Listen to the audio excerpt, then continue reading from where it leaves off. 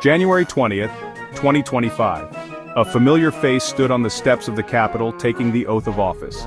Donald J. Trump, the 45th and 47th President of the United States, had returned.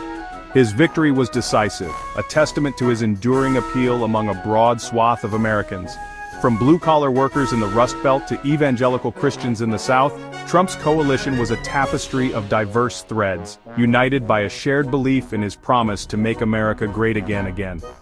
Trump's second inauguration was a spectacle of Americana, a sea of red hats and roaring cheers. Yet beneath the jubilation a sense of urgency pervaded. The nation was at a crossroads, grappling with economic anxieties, social divisions, and a world on the brink. Trump, ever the showman, relished the challenge, promising a bold vision for the future. This time, Trump vowed, would be different. Gone were the days of Twitter tirades and impulsive decisions. He was older, wiser, and determined to leave a lasting legacy. But old habits die hard, and the question on everyone's mind remained, could Trump, the ultimate disruptor, truly become Trump, the statesman? Few issues were as central to Trump's presidency as immigration. It was a defining theme of his 2016 campaign and remained a potent rallying cry for his base. On his first day back in office, Trump made good on his promise to take swift and decisive action, signing an executive order that launched the largest deportation operation in U.S. history.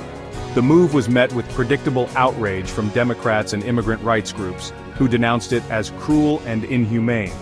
But for Trump, it was a matter of national security and economic fairness. He argued that undocumented immigrants were a drain on resources, taking jobs from American citizens and fueling crime.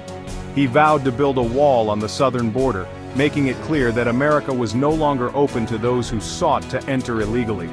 Trump's hardline stance on immigration resonated with his supporters, who saw it as a sign that he was finally delivering on his promises. But it also deepened the partisan divide, fueling accusations of racism and xenophobia. The debate over immigration became a microcosm of a nation struggling to define its identity and its place in a rapidly changing world. Trump's economic policies were a mix of traditional Republican orthodoxy and populist appeals. He championed tax cuts for businesses and individuals, arguing that they would unleash economic growth and create jobs. He slashed regulations, rolled back environmental protections, and embraced an America First trade policy that prioritized American workers and industries. Central to Trump's economic vision was his belief in the power of tariffs. He imposed levies on goods from China, Mexico, and other trading partners, arguing that they were necessary to protect American jobs and intellectual property. He promised to bring back manufacturing jobs from overseas and renegotiate trade deals that he deemed unfair to the United States. Trump's economic policies were not without their critics. Democrats argued that his tax cuts disproportionately benefited the wealthy and corporations, while doing little to help working-class Americans. They criticized his tariffs, arguing that they would raise prices for consumers and harm American businesses that relied on imported goods. The debate over Trump's economic legacy would rage on long after he left office. Trump's presidency was marked by a resurgence of the culture wars, as he embraced socially conservative positions on issues such as abortion, LGBTQ+ rights and race relations. He appointed conservative judges to the Supreme Court, emboldening states to pass more restrictive abortion laws. He banned transgender individuals from serving in the military and revoked guidance protecting transgender students in schools. Trump's rhetoric on race and identity was particularly divisive. He often stoked racial tensions, portraying himself as a defender of law and order while demonizing Black Lives Matter protesters and other activists.